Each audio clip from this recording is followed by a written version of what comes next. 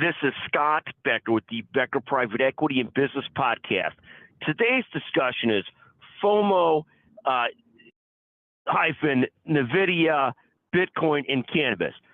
So here's the story. The core FOMO, fear of missing out investments, are up as follows.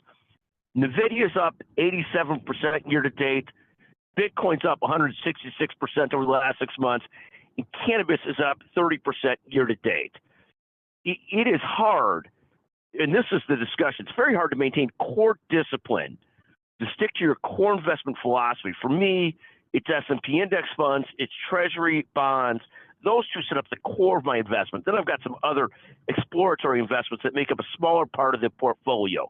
Some real estate, some private equity funds, some individual stocks. But the core of my investment philosophy is to really focus on the S&P index fund, an old Warren Buffett concept, and then treasury bonds for safety. It is hard to maintain that discipline against trying to find specific targets or ideas when certain things are soaring. To give you a middle-aged analogy, and I'll call myself middle-aged, which is probably charitable, on the golf course, you every once in a while want to take out the 3-wood when you know you're much safer with a 6-iron or a 7-iron or something else or some other type of club. It's very similar in tennis, where once in a while you want to try and hit the big serve and think you're Novak Djokovic, when in reality you're much more likely to get your serve in with the spin serve.